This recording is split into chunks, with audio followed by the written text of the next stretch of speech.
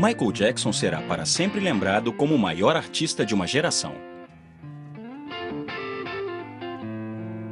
Seus passos de dança inovadores, sua maneira sem igual de cantar e seus incontáveis singles de sucesso reservaram um lugar nos corações e influenciaram o modo de dançar de legiões de fãs espalhados pelo mundo.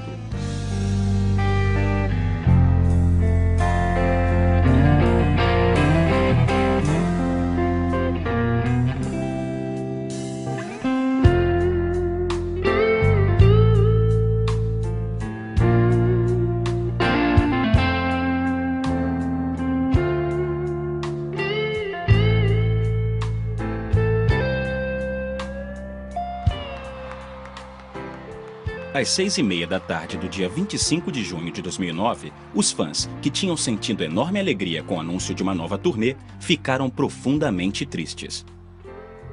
Nesse dia, foi anunciada a morte do rei do pop.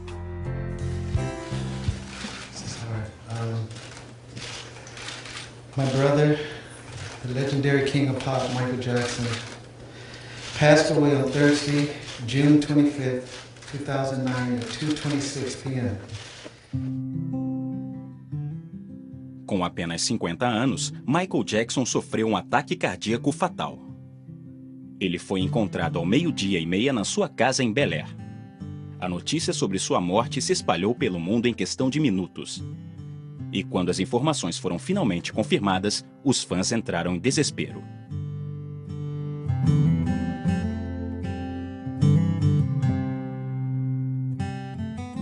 Os fãs expressaram seu amor acendendo velas em vigília ao redor do mundo, numa homenagem emocionante ao ídolo.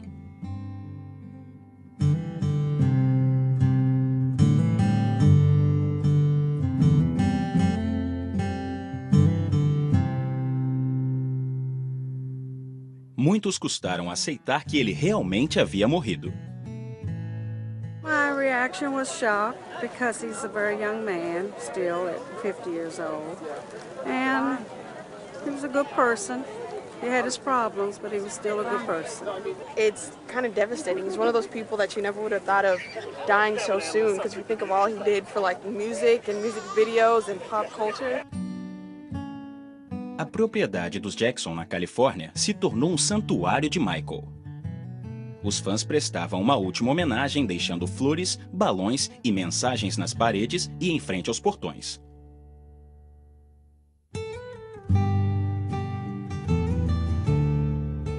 O pai de Michael, Joe, acompanhado pelo reverendo Al Sharpton, amigo da família, recebeu as homenagens e cumprimentou os fãs. And the family and I are very proud to see all of you come out here and help us with this whole situation, because we know that we do have fans all over the world. We know that we are loved all over the world. But one thing that I wish could have happened, I wish that Michael could be here to see all this, have to wait till something happened like this before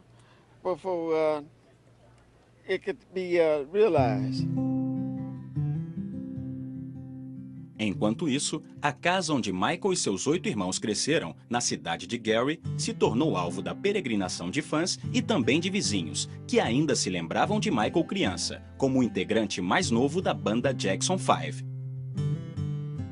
It hurt to know that Michael passed on, but he'll always be remembered. And right here in Gary, Indiana, we would always love the Jackson 5s. Regardless to whatever they say about them or whatever happened in the past, we here in Gary love the Jacksons.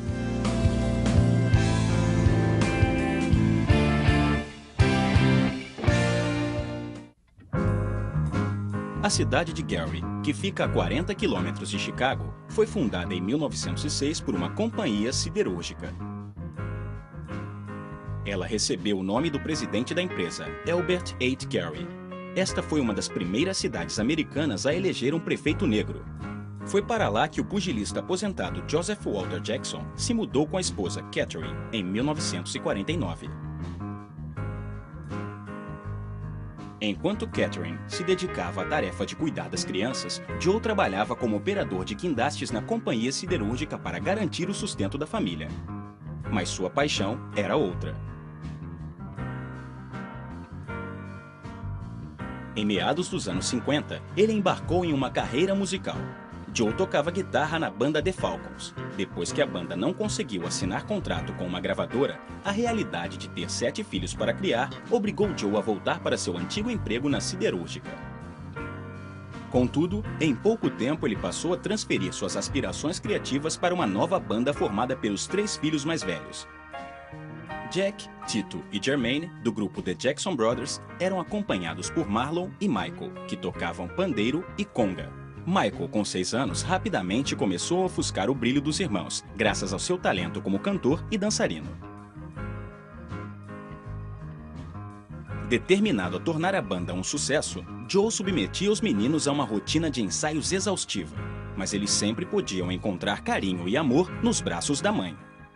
Everyone loved Catherine. I think that she was very much revered. She was a very spiritual woman, a Jehovah's Witness, and she was the gentle force in the Jackson family.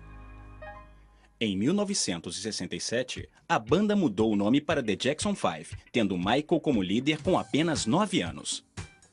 Depois de ganharem um concurso de novos talentos interpretando sucessos de soul e R&B, Joe passou a se dedicar à tarefa de conseguir shows para seus filhos em boates e outros estabelecimentos em Gary e Chicago. Enquanto isso, o pequeno Michael continuava aperfeiçoando suas habilidades como cantor e dançarino, observando artistas como James Brown, Marvin Gaye e Etta James.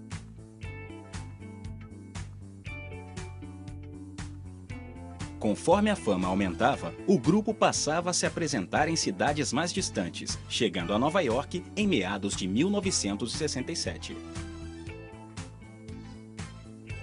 Com a ajuda dos astros do R&B, Sam e Dave, os irmãos Jackson participaram do ilustre concurso para novos talentos no Teatro Apollo, no bairro do Harlem, em Nova York.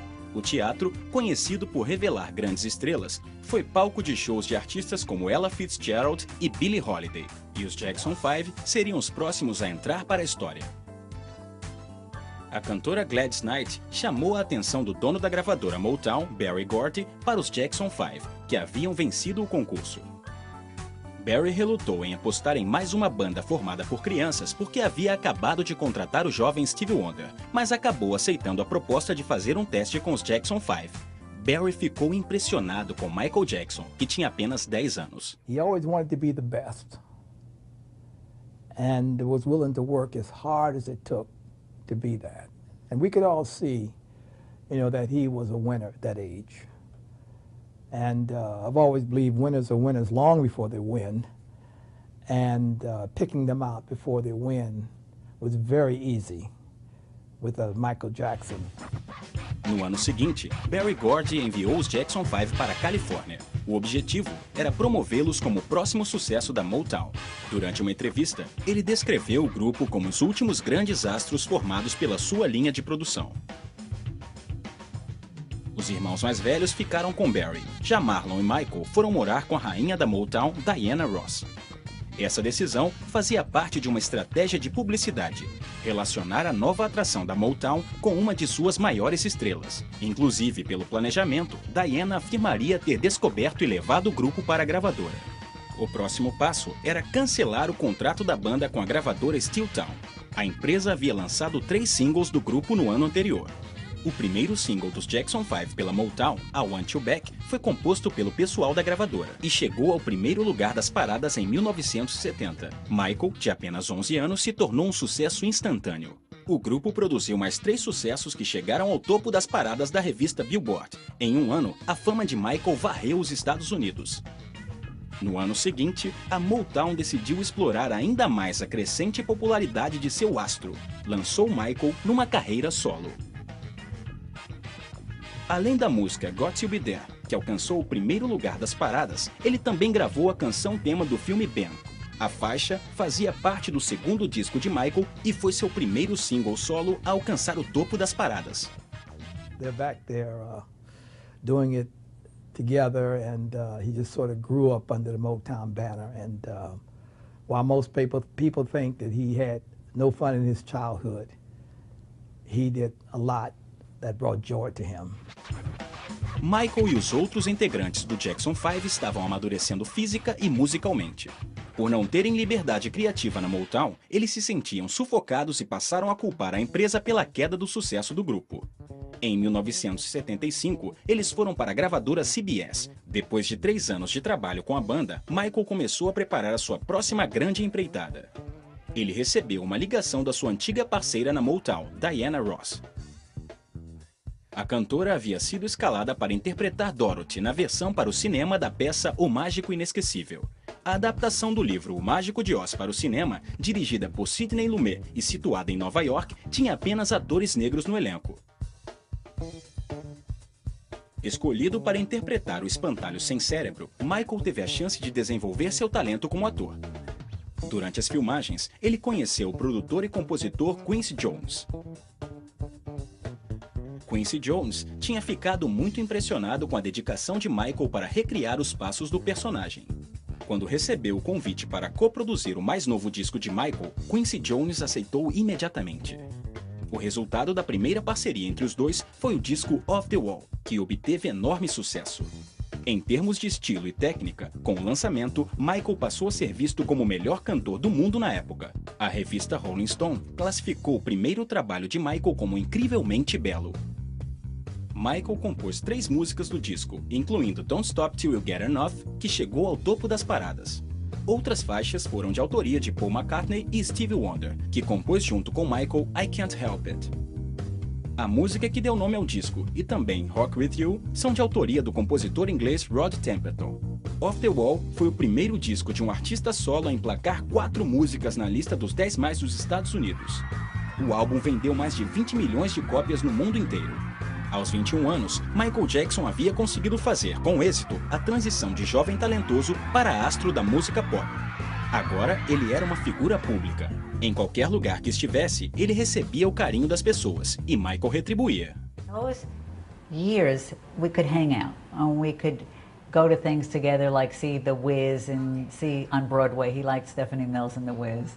And, you know, watch the kids come up to him and all want the autographs. And I would say, why don't you just sign, you know, MJ instead of Michael Jackson, just the way Andy Warhol always signs everything at AW. He says, oh no, I could never do that. These are my fans. These people make me. And he was so darling and sincere and sweet in those years.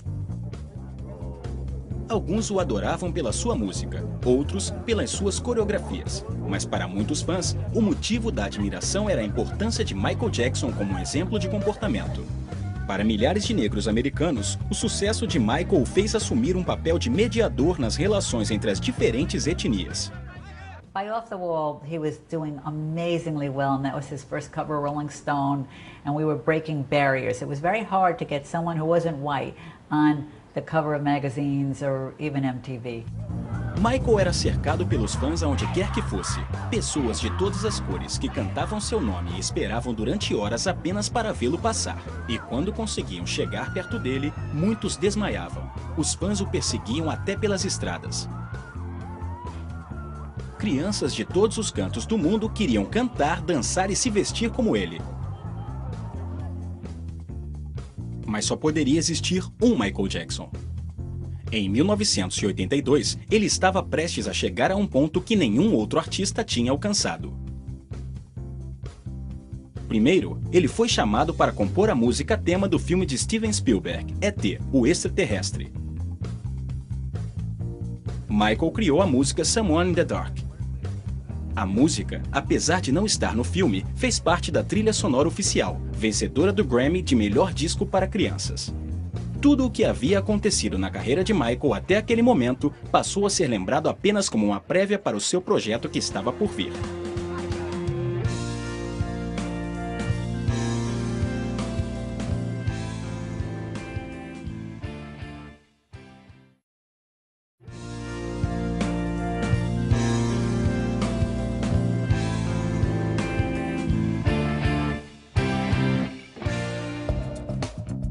Em 30 de novembro de 1982, o mundo conheceu aquele que entraria para a história como o disco mais vendido de todos os tempos.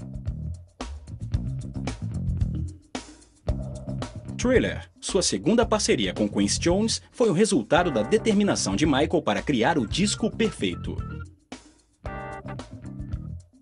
Michael e Quincy Jones se trancaram nos estúdios e produziram um disco, orçado em $750 mil, que passaria mais de 9 meses no topo da lista da Billboard e emplacaria 7 músicas entre as 10 mais.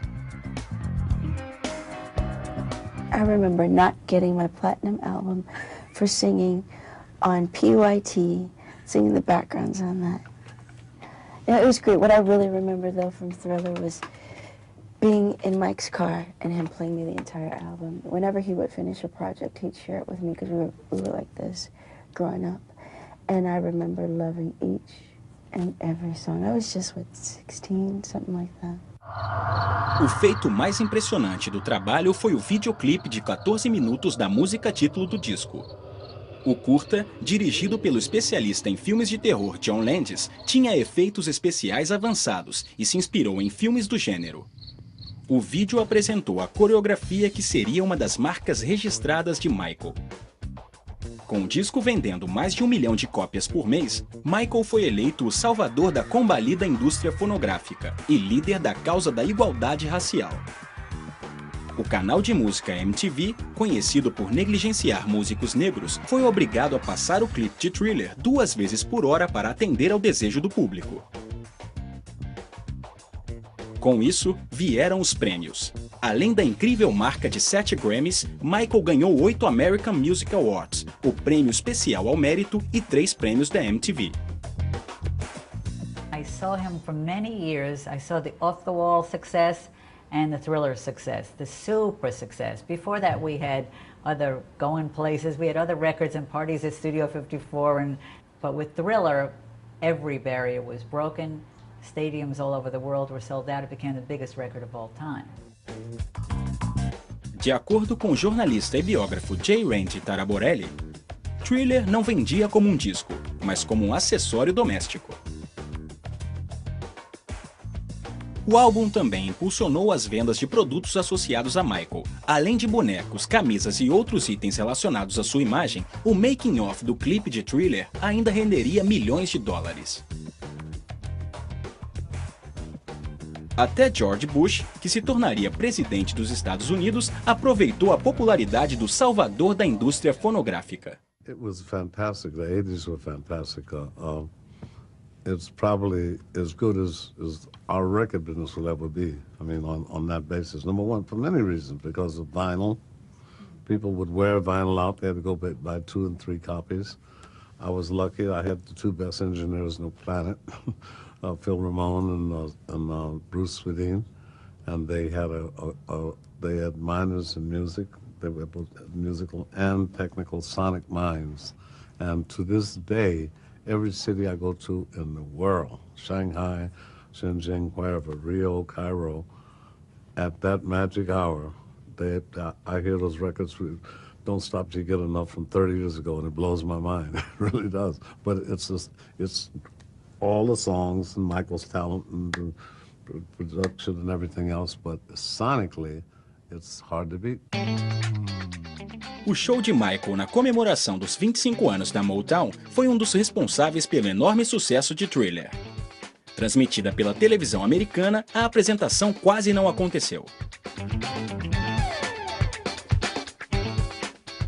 We were doing the TV show, and the word came back that Michael couldn't do it because he was doing too much television. And I called Michael up and I said, Michael, I know you and you know me, and you know this television show is not a television show. This is Motown 25. And he said, I'll be there. And he came there. And then he did the moonwalk. Durante a música Billie Jean, Michael apresentou o passo que o fez alcançar o status de maior inovador da música pop.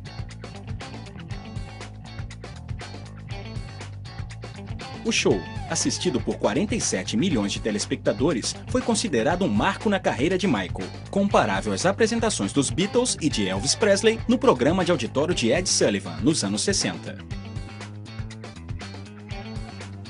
O moonwalk se tornou a técnica de dança mais conhecida do mundo.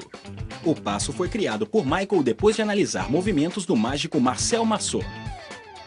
Entretanto, no auge do seu poder, o destino reservava um encontro que teria graves repercussões físicas e psicológicas na vida de Michael. Um ano depois do lançamento de Thriller, ele assinou um contrato inédito com a fabricante de bebidas Pepsi. A parceria de $5 milhões foi o primeiro patrocínio deste tipo e determinou o padrão dos próximos contratos entre empresas e celebridades. O plano da Pepsi era fazer uma parceria de 10 anos com Michael, o que ajudaria a empresa a enfrentar a concorrente Coca-Cola, que dominava o mercado. Mas infelizmente, o plano estava prestes a fracassar. No dia 27 de janeiro, o palco estava pronto para que Michael e seus irmãos tocassem Billie Jean como parte dos comerciais da Pepsi. Durante as filmagens, um efeito pirotécnico falhou. A explosão encheu Michael de fagulhas e queimou seu cabelo. 3.000 fãs entraram em choque quando os paramédicos cobriram sua cabeça e o levaram para o hospital. He came out between these things that exploded like fireworks, and then it looked like the sparks came down on his hair, and he was shaking his head like he thought something was in his hair. And then everybody jumped on him and started squirting water on him, and he got up like he didn't know what was happening, and they took him off. Os fãs se reuniam em volta do hospital para desejar melhoras a Michael. Durante o processo de recuperação, ele foi submetido a uma cirurgia para esconder suas queimaduras e passou a tomar fortes analgésicos. Em vez de lamentar pelos problemas que enfrentava, Michael se preocupou com as pessoas menos favorecidas. Além de doar $5 milhões da turnê Victory com os Jacksons, ele ajudou a compor o single We Are The World com Lionel Richie para ajudar a combater a fome no mundo. Entrando em contato com muitos artistas, ele e Lionel Richie criaram um burburinho no mundo da música. O single teve a participação de astros como Bruce Springsteen, Dionne Warwick, Tina Turner, Diana Ross, Stevie Wonder, Paul Simon e Cyndi Lauper. Produzido por Quincy Jones em 1985, a música vendeu mais de 20 milhões de cópias, arrecadando milhões de dólares para ajudar os pobres nos Estados Unidos e na África. Na mesma época, Michael entrou numa disputa para comprar os direitos sobre um catálogo de músicas dos Beatles. Segundo boatos, a proposta agressiva de Michael causou um desentendimento com seu antigo amigo Paul McCartney, com quem ele tinha gravado os sucessos The Girl Is Mine e Say Say Say. Ironicamente, Paul teria sido o primeiro a sugerir que Michael comprasse os direitos das músicas. Ele alegou que seria um bom negócio por causa dos royalties de publicação. Apesar de ter pensado em também fazer uma proposta pelo catálogo, quando este foi posto à venda, Paul desistiu, deixando Michael sozinho na disputa com outros interessados. As negociações duraram 10 meses.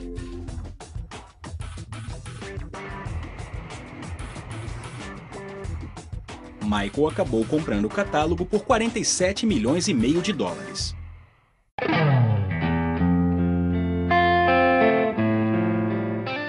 Michael Jackson será para sempre lembrado como o maior artista de uma geração.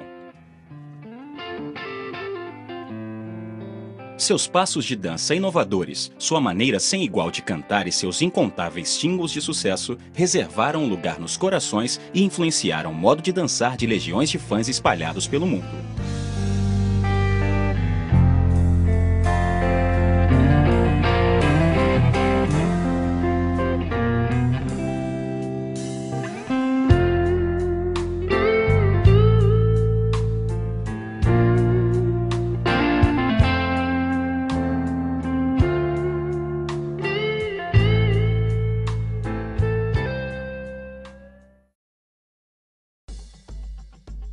Ao longo dos anos 80, a mídia começou a se concentrar nas excentricidades do artista.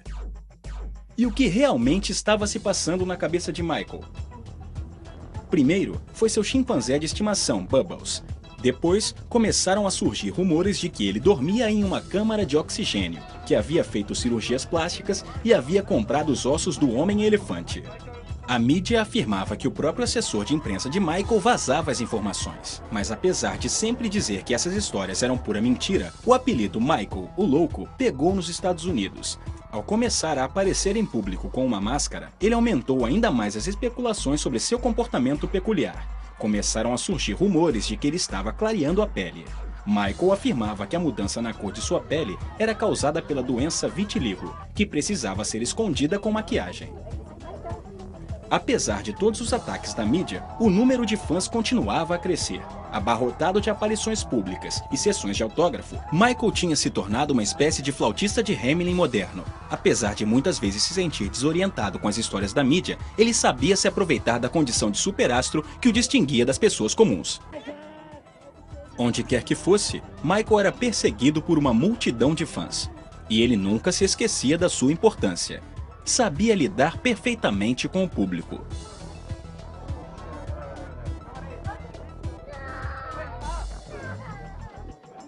Seja ao tirar fotos com crianças internadas em hospitais, ao correr para dentro da limusine na frente dos paparazzis, ou ao entreter os fãs do terraço de um hotel, o rei do pop nunca se esquecia de cativar as pessoas. De volta ao estúdio com Quincy Jones, Michael estava se preparando para lançar seu 7º álbum. Depois de gravar 30 faixas, eles escolheram 11 músicas para compor o disco Bad. O trabalho chegou às lojas no dia 31 de agosto de 1987. Como o nome sugeria, Michael queria passar uma imagem de durão. Ele colocou uma pegada forte nas músicas Dirty Diana, Smooth Criminal e na faixa título. Ao todo, Michael compôs 9 das 11 músicas do disco. 5 delas alcançaram o topo das paradas dos Estados Unidos. Até hoje, Bad é o único álbum a alcançar essa marca. Naquele momento, Michael era tão popular no Reino Unido quanto nos Estados Unidos. Com isso, Bad se tornou o 9º disco mais vendido da história da Grã-Bretanha. Michael estava se preparando para fazer sua primeira turnê mundial como artista solo. A turnê do disco Bad o levou a 15 países em 16 meses. Ao todo, ele se apresentou para 4,5 milhões de fãs. Michael passou a se dedicar cada vez mais à filantropia. Primeiro artista a ganhar mais de 100 milhões de dólares por ano, ele doava a maior parte da renda dos shows para instituições de caridade e exigia que pelo menos 400 ingressos de cada apresentação nos Estados Unidos fossem destinados a crianças pobres. Durante a turnê, ele comprou o rancho que o ajudou a concretizar o sonho de ter seu próprio parque de diversões. O terreno se tornou o lugar ideal para esbanjar sua extravagante imaginação infantil. Michael batizou a propriedade de Neverland, ou Terra do Nunca, em homenagem ao conto infantil Peter Pan. Michael abriu Neverland para visitas de pais e crianças. O rancho tinha um zoológico, 2 trenzinhos, inúmeros brinquedos e muitos lagos. A propriedade, de mais de 1.800 hectares, também tinha um enorme relógio feito de flores. Segundo boatos, o próprio Michael desenhou os jardins floridos porque odiava ver terra entre eles.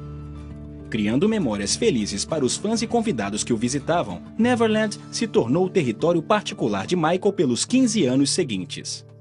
Até que iniciaram as investigações policiais em 2003. I can remember an amazing time at Neverland in the amusement park. And when Michael insisted that if I was going to shoot him on a particular ride, I had to ride the ride with him with my hands not on the bar, but up in the air like you know, like kids would. And I thought, okay, and I did. This will always be one of my fondest memories of Michael, just having fun. Quando renovou seu contrato com a Sony em 1991, Michael ainda estava se divertindo. Considerado o artista da década pelo presidente dos Estados Unidos, George Bush, ele conseguiu acumular 65 milhões de dólares somente em vendas de discos. No mesmo ano, lançou Dangerous, seu 8º álbum. O disco, coproduzido por Ted Riley e Bill Bottrell, foi direto para o primeiro lugar nas paradas da Billboard. Dangerous foi o trabalho que teve as vendas mais rápidas nos Estados Unidos. A música Black or White ficou 7 semanas seguidas no topo das paradas, provando que Michael ainda era o rei da música pop.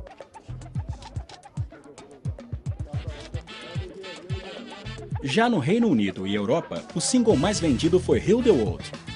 A música deu nome à instituição de caridade que Michael fundou em 1992.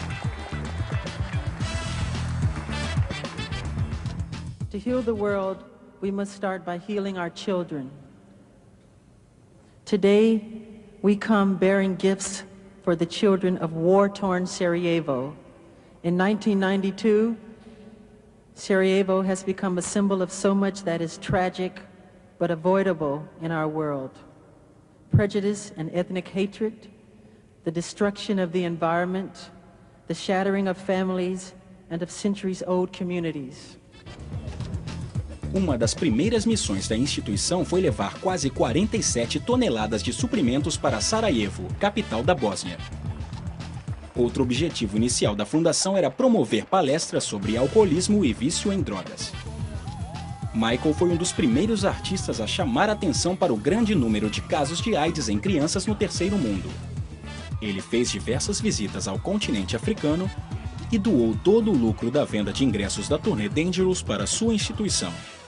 Mas nos Estados Unidos, os problemas se acumulavam.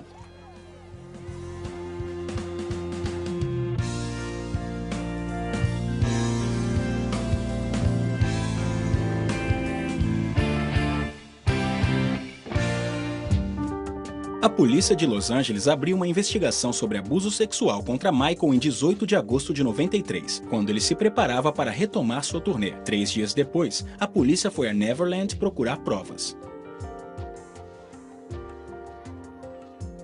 Durante a visita, obrigou Michael a tirar a roupa e ele foi revistado durante 25 minutos. A mídia teve um dia cheio. I will say that I am particularly upset by the handling of this mass matter by the incredible, terrible mass media. At every opportunity, the media has dissected and manipulated these allegations to reach their own conclusions. I ask all of you to wait and hear the truth before you label or condemn me. Don't treat me like a criminal, because I am innocent. I have been forced to submit to a dehumanizing and humiliating examination by the Santa Barbara County Sheriff Department and the Los Angeles Police Department earlier this week. They were supposedly looking for any discoloration, spotting, blotches, or other evidence of a skin color disorder called vitiligo, which I have previously spoken about. The warrant also directed me to cooperate in any examination of my body by their physician to determine the condition of my skin, including whether I have vitiligo or any other skin disorder. The warrant further stated that I had no right to refuse the examination or photographs, and if I failed to cooperate with them, they would introduce that refusal at any trial as an indication of my guilt. It was the most humiliating ordeal of my life. A família de Michael se aproximou dele e convocou uma coletiva de imprensa para demonstrar seu apoio. Eles tinham certeza de que as acusações eram uma tentativa de se aproveitar da fama e da riqueza de Michael. A convicção deles foi comprovada graças a um telefonema que foi gravado. Durante a ligação, o pai da criança que supostamente havia sofrido abuso sexual dizia que queria ganhar muito dinheiro e destruir Michael. Katherine Jackson foi a mais enfática no apoio ao filho. I'd like to let the world know that I'm behind my son. I don't believe any of this stuff that's being written about him, because I raised him and I know him, and that's just a statement people are making. No dia 29 de agosto, dia do seu aniversário de 35 anos, Michael se apresentou para uma multidão de 47 mil pessoas para continuar mostrando coragem. Mas, nos bastidores, ele lutava contra uma dor crônica que sentia desde que havia se machucado na última turnê. Michael estava tão estressado por causa da investigação e da invasão de privacidade que começaram a surgir boatos de que estava viciado em analgésicos e sedativos. Michael teve um mal súbito na noite seguinte, logo antes de subir ao palco em Singapura. Ele foi obrigado a decepcionar milhares de fãs ao cancelar o show. No dia seguinte, foi levado ao hospital para fazer uma tomografia. It appears that Mr. Jackson has been suffering recently from an acute vascular headaches, which unfortunately, due to the severity this evening, caused the cancellation of tonight's performance. I was suddenly taken ill last night, and I am sorry for the cancellation of my performance, and I apologize for any inconvenience it might have caused my fans in Singapore. I look forward to seeing you at the stadium tomorrow. Thank you for your continued support and understanding. I love you all. Thank you.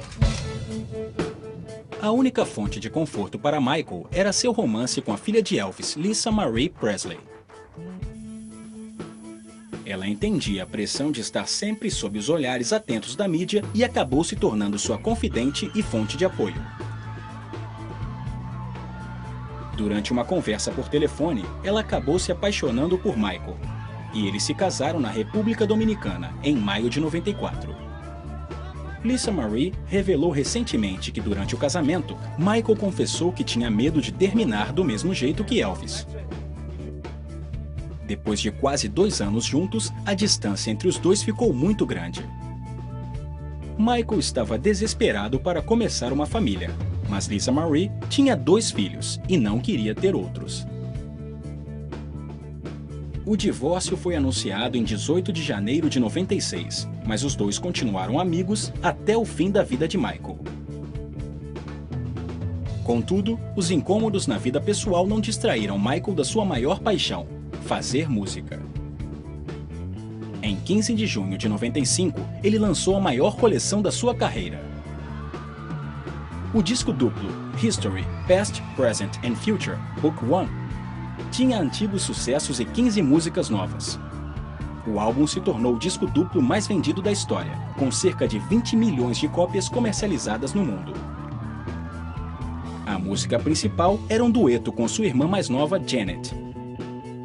Scream era uma resposta à maneira como os tabloides retrataram as acusações de abuso sexual em 93. O clipe da música, orçado em 7 milhões de dólares, ganhou um Grammy. Apesar da exposição negativa nos últimos anos, os fãs continuavam muito dedicados. O segundo single do disco, You're Not Alone, entrou para o livro dos recordes como a primeira música da história a estrear no topo das paradas da Billboard.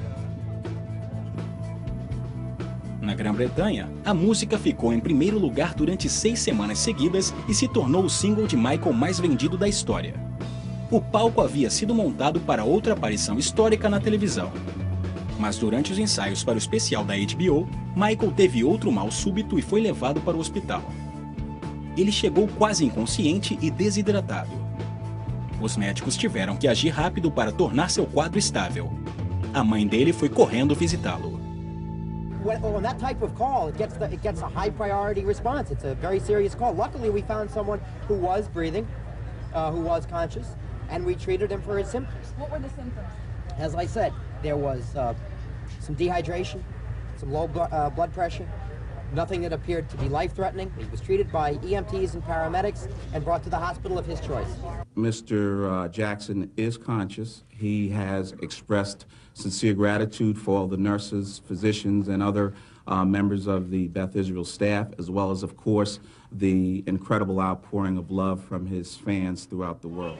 Depois de ter sido diagnosticado e curado de uma infecção, Michael cumprimentou seus fãs com sorrisos e acenos.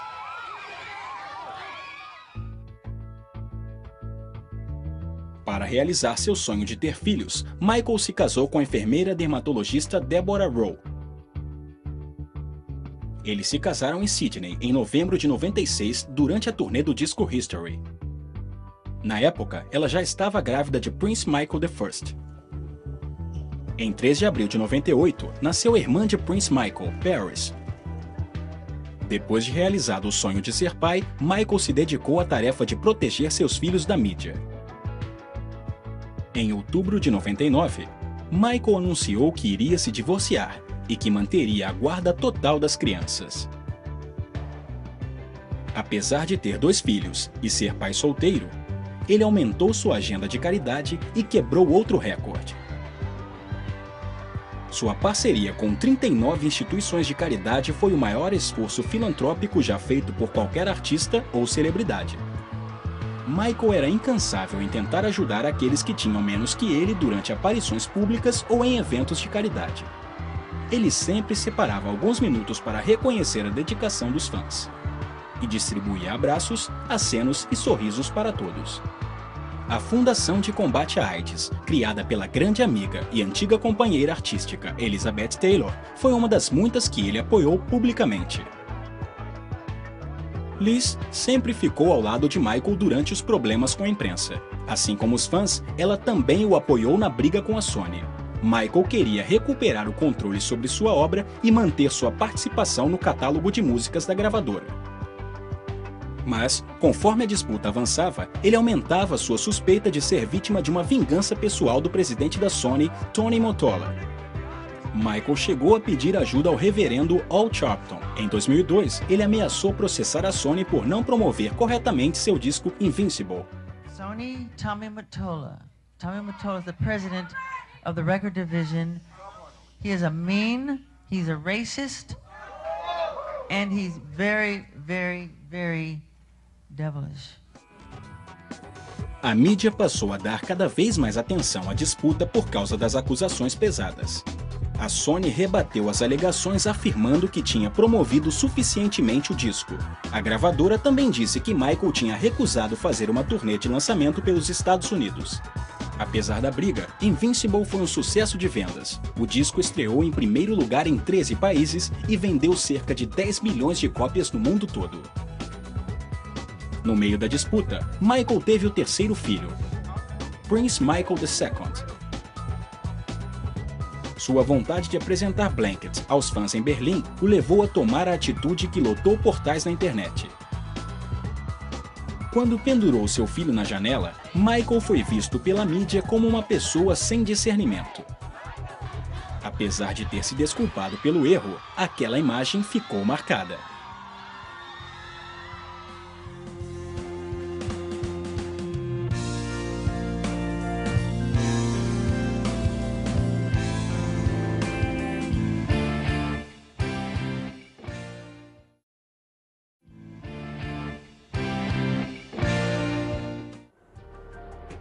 A pior experiência de Michael com a mídia ainda estava por vir. Em 20 de novembro de 2003, ele foi preso sob acusações de ter abusado sexualmente de uma criança de 14 anos. Acenando para os fãs quando foi à corte, Michael alegava inocência e estava confiante de que seria absolvido. O processo foi longo, mas os fãs de Michael nunca perderam a esperança de que ele seria inocentado. Count 1, verdict. We, the jury in the above entitled case, find the defendant not guilty of conspiracy as charged in count 1 of the indictment. Esgotado física, mental e emocionalmente, Michael acenou para os fãs, demonstrando alívio com o fim do problema.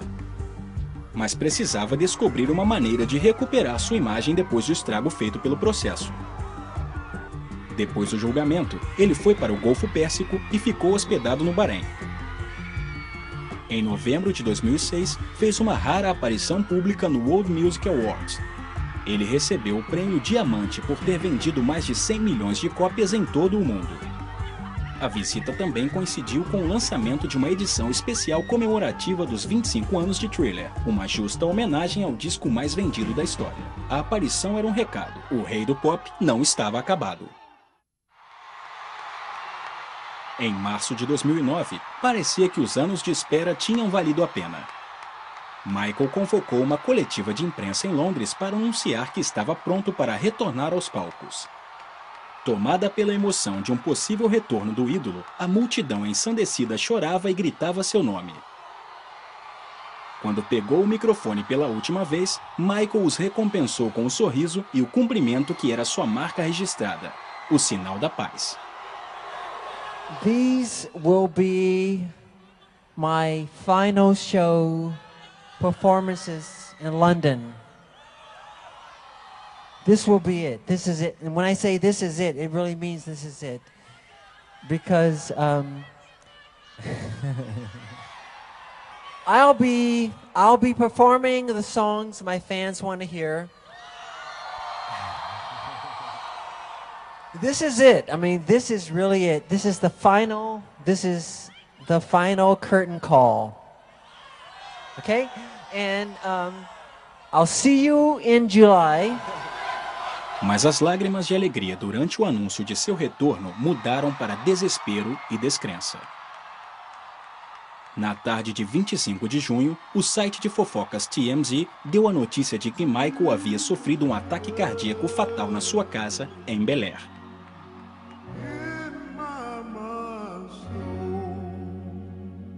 Unidos pela dor, fãs ao redor do mundo imediatamente entraram em luto.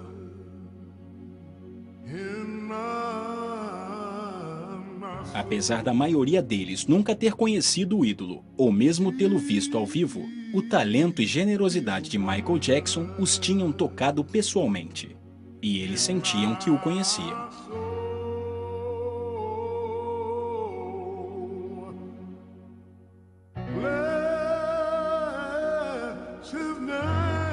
Em 7 de julho, 1 bilhão de pessoas assistiram ao memorial de Michael, prestando uma última homenagem a um artista que não será somente lembrado pelo seu valor comercial, mas pelo grande ser humano, pelo pai amoroso que foi e por sua imensa dedicação aos fãs.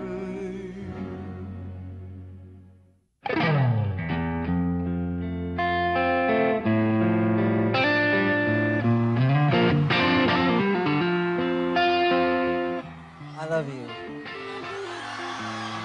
I really do. You have to know that I love you so much. Really. From the bottom of my heart.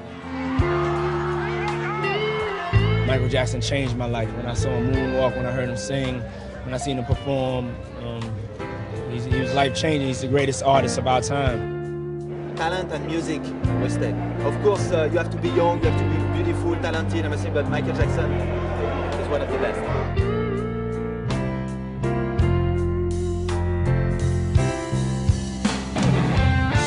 Michael was and he will remain one of the greatest entertainers that ever lived. One of the greatest entertainers that ever lived.